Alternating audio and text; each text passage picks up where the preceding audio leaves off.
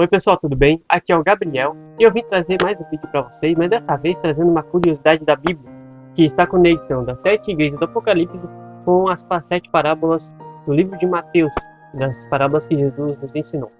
Pois é, dessa vez eu trouxe uma pessoa para ajudar eu a fazer o vídeo, o Enzo Miguel, o meu Oi, irmão. pessoal!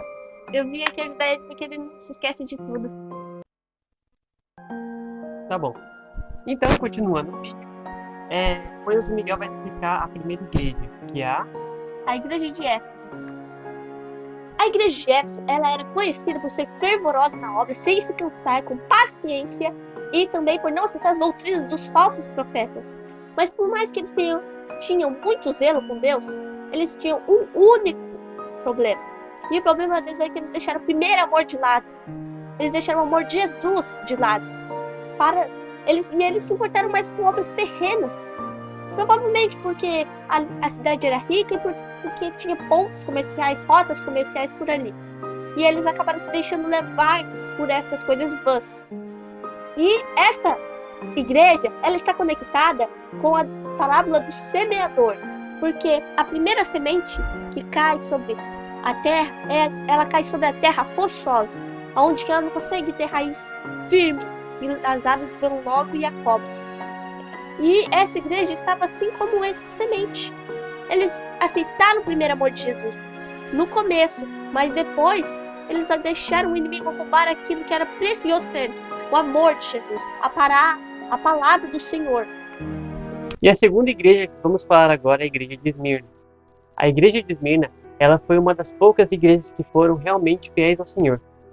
Os únicos problemas delas era que ela era pobre e que também sofreu muitas perseguições. Bom, na verdade isso não foi um problema, na verdade. Na verdade, isso aqui foi realmente o evangelho que se vive. E eles, mesmo com essas dificuldades, conseguiram manter a igreja firme. Todas as pessoas continuaram fiéis. Eles também conseguiram rejeitar os falsos profetas. Mas mesmo com tanta perseguição, Jesus ainda nos alerta para serem perseverantes e firmes e não abandonarem a fé, porque haveria mais coisas de vir. Haveria de alguns até morrerem. Mas Deus prometeu a eles a coroa da salvação. E assim, eles provavelmente continuaram a ser fiéis ao Senhor até o fim dos tempos. Essa igreja, ela está conectada com a passagem do joio e do trigo, porque assim como aquela igreja estava no meio de pessoas perversas e perseguidoras, mas é claro, a gente sabe que nem todos realmente queriam fazer maldade, porque mesmo eles estando ali naquele lugar onde já tinham pessoas ruins também, ainda assim eles eram o trigo que estava no meio do joio. Mesmo ali no meio daquele tanto joio ali, ainda havia trigo. Ou seja, ainda no meio daquele povo ruim, aquele povo que os perseguia, ainda poderia ter pessoas justas e que iam precisar de Jesus. A terceira igreja é a de Pérgamo. A igreja de Pérgamo, ela foi uma igreja que também, assim como a igreja de Éfeso, também abandonou a fé. Aqui está escrito que eles não abandonaram o primeiro amor, mas sim a fé. Por quê? Porque eles se deixaram entrar dentro da igreja deles outras doutrinas, e assim abriu margem para outras coisas. Eles cometeram até prostituição e comeram sacrifícios a outros deuses. E uma coisa que possa ter influenciado tudo isso é que a cidade de Pérgamo, ela é uma cidade muito grande, e também porque ali havia centros culturais e artísticos da, dos romanos, e a Grécia, enfim, tudo. Então isso deve ter influenciado eles para que cometessem isso. E também, junto com as doutrinas, deve ter entrado pessoas ali que não estavam seguindo o caminho certo de Jesus, não é? É sim, Gabriel. E a parábola do grão de mostarda é perfeita para se conectar com esta igreja. Por quê? Porque ela, assim como ele diz na passagem, ela se torna o grão de mostarda, ele se torna uma árvore e ele abriga as outras doutrinas. E o cristianismo naquela época, ele devia ter chamado muita atenção das outras doutrinas, das outras pessoas, e artistas de tudo quanto é tipo. Sim. E assim, a igreja os acolheu. Agora, sendo a quarta igreja, que é a de Tiatira.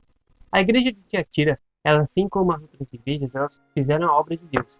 Só que o problema de Tiatira, como a de Pérgamo, eles comeram carnes e comidas que eram a ídolos e também se prostituíram.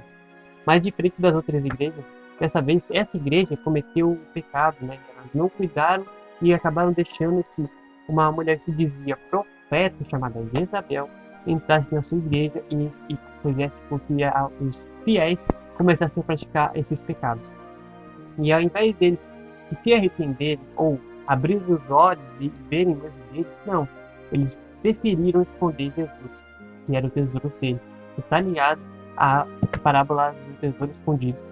Por quê? Porque o tesouro dele é Jesus, mas eles abandonaram Jesus para seguir essas outras doutrinas. Eles pegaram uma coisa e misturaram com a de Jesus, deixando o foco que era Jesus de lado, deixaram para lá.